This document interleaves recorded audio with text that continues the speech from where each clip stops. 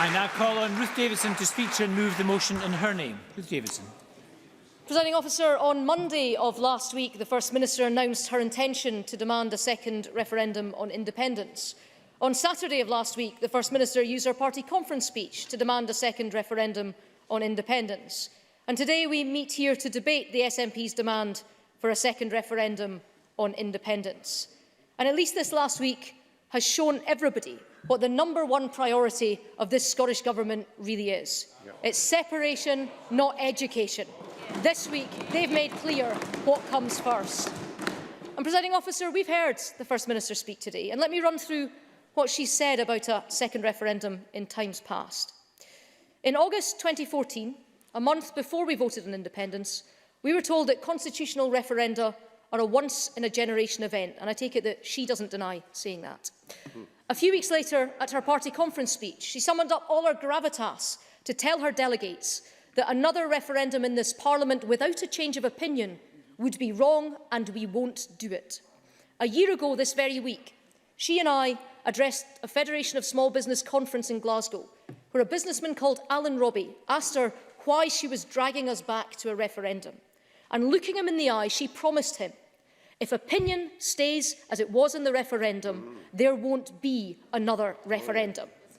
She talks of outrage, and I wonder how outraged Mr Robbie is feeling today.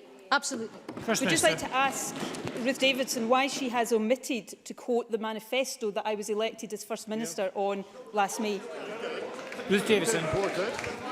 Don't worry, First Minister, I'm getting to that. But what I will do is all through her speech, the First Minister was talking about the will of the people of Scotland. And let me read what our Premier Psephologist John Curtis has said. He says, each poll has asked a somewhat different question, but each has obtained much the same picture.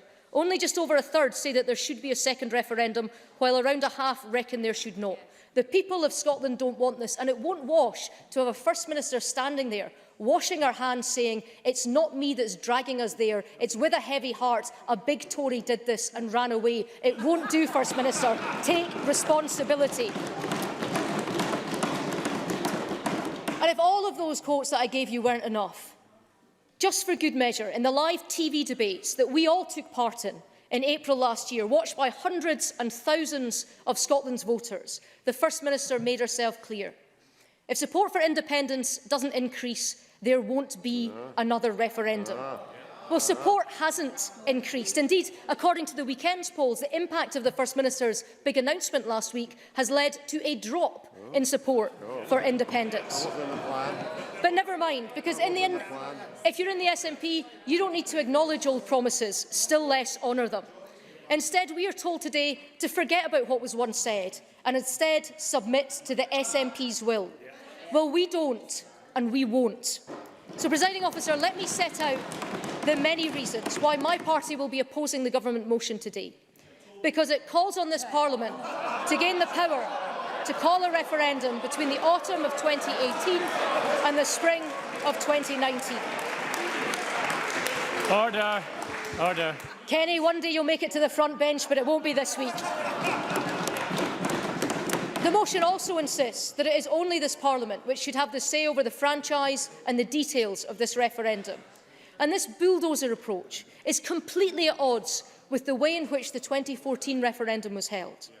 Back then, the SNP won a majority with a clear pledge to bring forward a referendum bill. The UK and the Scottish Governments worked together on proposals for a fair, legal and decisive referendum. The Edinburgh Agreement was then signed, with both sides promising to respect the result. And how different things are today, because under this First Minister, the SNP lost its majority with no clear pledge to hold the referendum. And I'm sorry, but believing something should happen if something else takes place might be many things, but it is not a clear mandate. And furthermore, the SNP wants to unilaterally decide on the rules and the timing of the referendum. And we now know that there is no agreement between the UK and the Scottish Governments on the prospect of this referendum. So I remind the SNP today that they once described the last referendum with the Edinburgh Agreement, with unanimous backing in this chamber, with 92% support across the public, as the gold standard approach. And this, today, this is not the gold standard. It's a tin pot approach to the biggest decision we could ever be asked to make. So let's cut to the chase. The SNP's plan last week weren't about trying to hold a fair, legal and decisive referendum. What it is really about is a very well-rehearsed game, which is to put forward an unworkable proposal, to wait for Westminster politicians to point that out, and then to rush to any nearby microphone with the angry face on and to trot out the same old tired complaints. Well, once upon a time, it might even have worked, but it won't anymore, because most people in Scotland are sick to death of the games. Most people in Scotland don't want another referendum anytime soon, just 3 years after the last one. And most people in Scotland see the plain common sense in our own position, that Brexit is going to be a major challenge for this country. And none of us know how it will play out. None of us know how we will come through it, and none of us know what impact there will be for our country. Which is exactly why we question, how can we make a decision on our future constitutional path at a time of such uncertainty? Why start an independence referendum campaign now, at this very moment, when the process of leaving the EU is only just beginning? And why ask the people of Scotland to choose our future when they've not had the chance to see it playing out? And most of all, how can the SNP sit here today and demand another referendum when they still cannot answer the basic questions of their own proposition on currency, on long-term membership of the European Union, on the cost of independence? Another SNP conference has gone by. Another opportunity to answer even basic questions has been squandered. And in short, the First Minister wants a date, but she won't give Scotland a plan. So our position is as follows. There cannot be a referendum until people know what they're voting for, until the Brexit process is complete and they know both what the UK and what independence looks like. You don't make a decision on leaving the UK by voting blind. And we also believe that there should not be one when there is no political or public consent for it. Not when we were promised by this First Minister it wouldn't take place for a generation. Not when we were told that it wouldn't happen without a change of opinion. Not when we know it will cause more division and more uncertainty for our country. Now, I know that my plea will fall on deaf ears on the SNP benches, even amongst those who voted for Brexit and now see a sense in the pause. And apart from Alex Neil, they still haven't had the guts to stand up for their principle. But we know that the Scottish Greens are different. That's a party that claims to stand by its commitments. So we therefore call on them today to stick by their pledge to the people of Scotland. They said it should only come about by the will of the people. Well, there is none. They said it should not be driven by the calculations of party political advantage. Well, I'm afraid there's plenty of that. So I warn them today, dump the promises and push this over the line.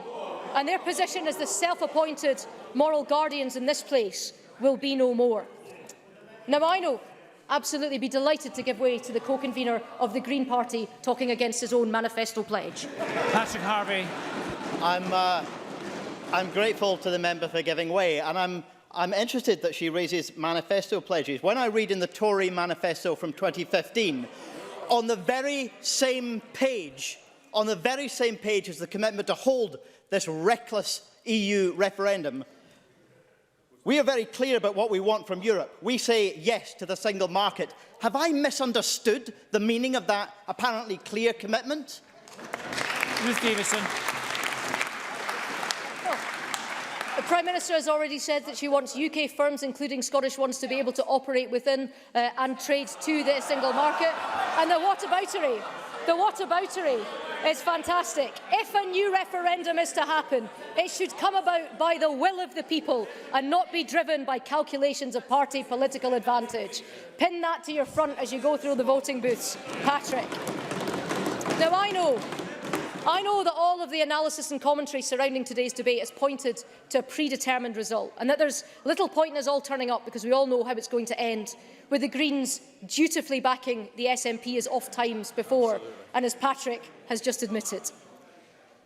But even in the Groundhog Day that is Scottish constitutional politics, I have a longer memory, to a time when parties across the constitutional divide united to act for the country.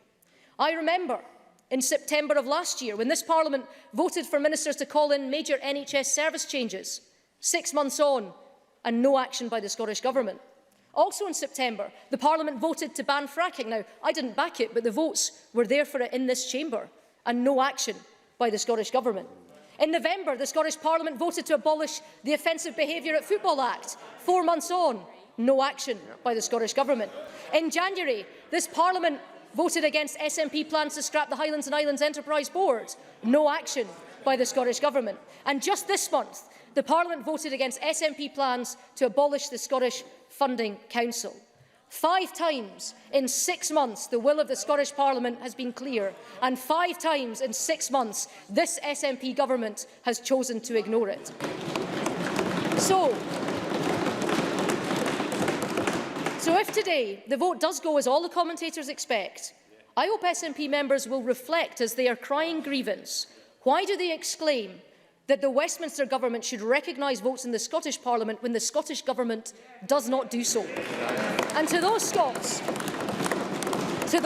who are watching at home, will the SNP explain to them why votes on crucial issues such as health, as education funding, as enterprise, as energy should be wilfully ignored by the SNP government? But when it comes to independence, and only when it comes to independence, Holyrood is sacrosanct.